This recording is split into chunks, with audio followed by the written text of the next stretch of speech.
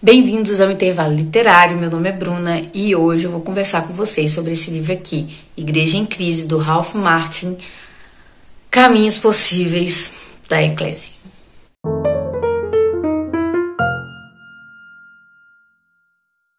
Esse livro não foi um livro fácil de ler, tá? É um livro que talvez eu devesse ter adiado um pouco a leitura dele, porque eu realmente não queria me envolver com a crise da igreja.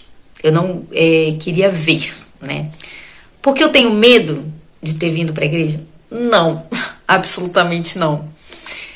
A minha questão é que eu tinha que me preparar melhor para poder ser católica, para poder ver a crise, sabe? Ver, entender o que é a crise. Principalmente por causa do background, né? Porque a questão do que eu nunca vivi, nunca fui católica, né? Então, ouvi falar que a igreja é maravilhosa, linda, apaixonante, né? Que eu entrei, está em crise. E também sobre a questão do Papa, né? Todos nós sabemos que é complicado.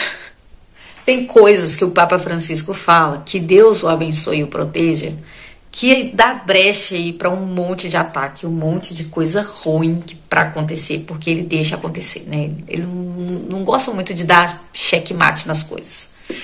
Enfim, para resumir esse livro, porque ele é assim, eu chamo esse livro de um livro médio, né? Ele é um livro de quantas páginas? Vamos passar aqui, 344 páginas. É um livro médio, não é um livro complicado de ler. É um livro que tem muitos dados, tem muitos recortes de artigos, de entrevistas, de encíclicas, de reportagens, muitas entrevistas que ele colocou aqui de pessoas das mais variáveis fontes.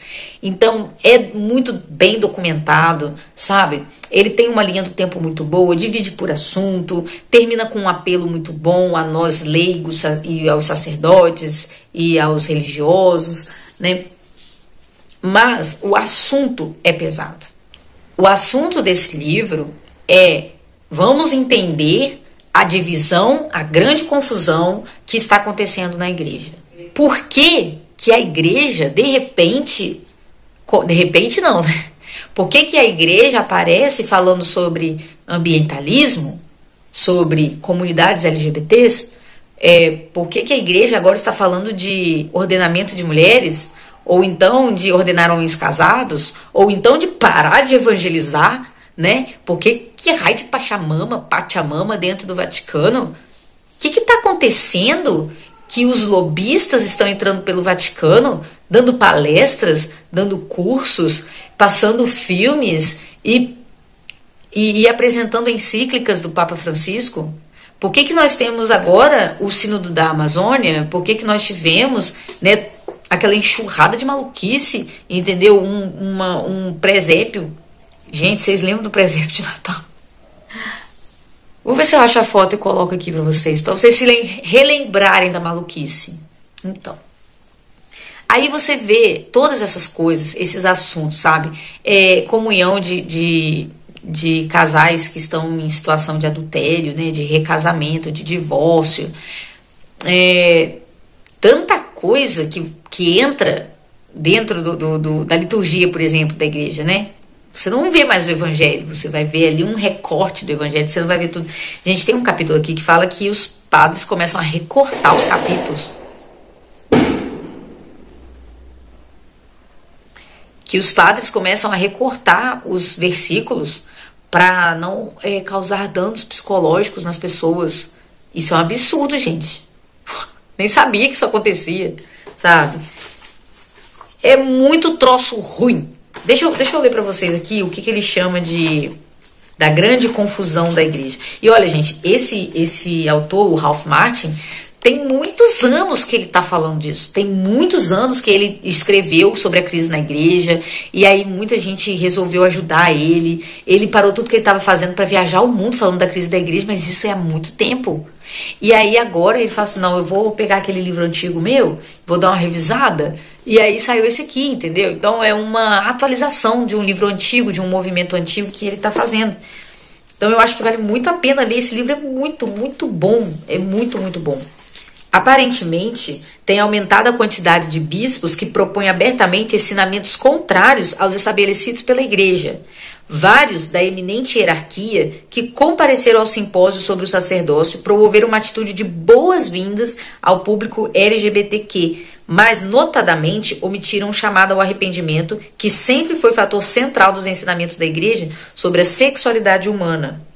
Aí ele vai falar do que a gente pode pensar assim, mas isso é culpa do Papa Francisco. Ele diz assim, mesmo que um novo Papa fosse eleito, amanhã essas estruturas subjacentes de descrença e infidelidade, que já foram tão bem sucedidas em afastar milhões de católicos da fé, ainda envenenariam a Igreja.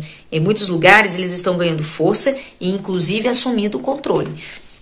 Isso, você vai ver isso na Igreja brasileira. É assustador. E tudo parece, é tudo a mesma coisa. Ele falando sobre a questão de você ser um seminarista, um padre conservador. Ele fala assim, um seminarista fez a seguinte pergunta ao professor famoso e muito publicado. Se após a sua ordenação ele falasse claramente sobre temas como casamento e sexualidade, além de outros assuntos morais sérios, os bispos o apoiariam? A resposta do professor foi não. E a linguagem, sabe, de que você não deve evangelizar, achei isso horroroso, horroroso. Como assim a gente não deve evangelizar? O próprio Papa falando que a gente deve parar de fazer proselitismo. Teve um cara no Sínodo da Amazônia que se orgulhava de nunca ter batizado uma pessoa. Aí você fala, gente, que é isso?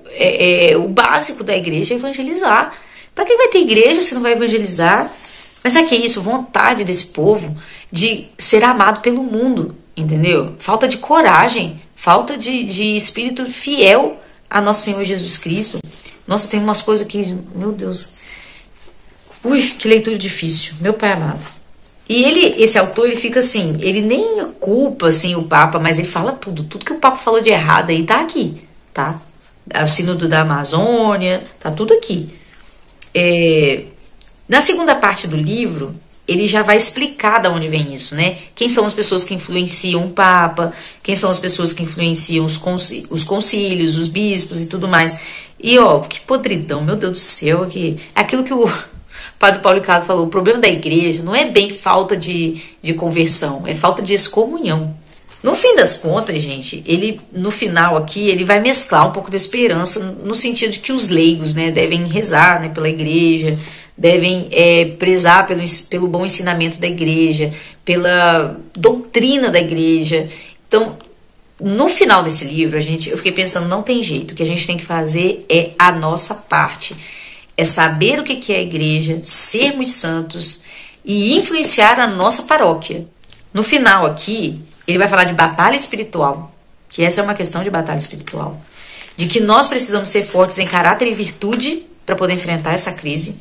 E outra coisa, gente, não adianta ficar, não, Jesus é que domina a igreja, a gente tem que ficar bem quietinho e deixar que Jesus faça. Oxe, mas você é instrumento de Cristo nisso aí, entendeu? Você tem que lutar pela igreja e não ficar, vamos fechar os olhos para não ver, vai passar.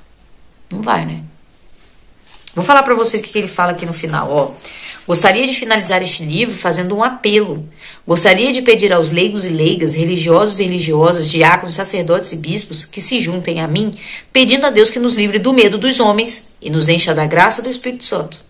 Vamos pedir a Deus que nos enche de entusiasmo para que possamos todos nos tornar apóstolos dos últimos dias, preenchidos de zelo pela santidade da casa de Deus, preenchidos de amor por nossos irmãos seres humanos, preenchidos com o fervor de pregar o Evangelho através de nossas vidas e palavras, e não só pela vida, né? Só pelo testemunho, prontos para aceitar e sofrer oposição, mais preocupados em sermos fiéis a Jesus do que em sermos populares entre o povo. Eu sei que quando pedirmos fervorosamente a Deus que nos livre do medo dos homens e nos preencha com o Espírito Santo profético de seu Filho, Ele nos atenderá. E quando nos levantarmos com nova ousadia e coragem, mais e mais sob o controle do Espírito, outros se inspirarão a se juntar a nós. Juntos poderemos ser usados por Deus, como os antigos macabeus, para reunir os temerosos, atiçando as brasas agonizantes da fé, para que se tornem chamas fortes e permitindo que Jesus seja cada vez mais nosso Senhor e Senhor de sua igreja. Viu? Nada na igreja ai, vamos aguardar, vamos ficar aqui e quietinhos, né? Não, gente, é batalha, é guerra. Como que você vai guerrear isso aí? Não sei, qual é o seu dom? O que você faz aí na sua paróquia? Nada? Então, vamos começar fazendo alguma coisa. Vamos começar lendo o catecismo, rezando mais, vivendo uma vida em estado de graça, procurando se envolver, entendeu, com a sua paróquia. Vai dar uma catequese, depois que você estiver bem catequizado, vai dar uma catequese, vai saber como participar melhor da missa, né? Procura aí, tem informação no YouTube pra caramba, pra você ser um bom católico, e não deixe que coisas ruins aconteçam na sua paróquia sem você se falar alguma coisa. Uma boa liturgia, um bom acompanhamento, confissão. Não deixe as coisas passarem em branco, porque a gente vai ter que fazer trabalho de formiguinha, entendeu? Porque o lobby de grandes empresas abortistas, modernistas, feministas, todas essas porcaria aí, eles estão lá no Vaticano, entendeu? E isso influencia os seminários, influencia os bispos, entendeu? Vamos pedir a Deus para poder trazer gente nova, trazer bons padres, como nós temos no Brasil, para multiplicar as vocações religiosas, né, para multiplicar os padres santos no nosso Brasil. É guerra, entendeu? É guerra. E esse livro serve para isso, gente, para te alarmar, para deixar assim você meio assustado mesmo. Mas ele também tem aqui na segunda parte uma boa dose de esperança, uma boa dose de amor pela Santa Igreja. Tá? Então eu deixo aqui a minha indicação desse livro e a gente se vê no próximo vídeo.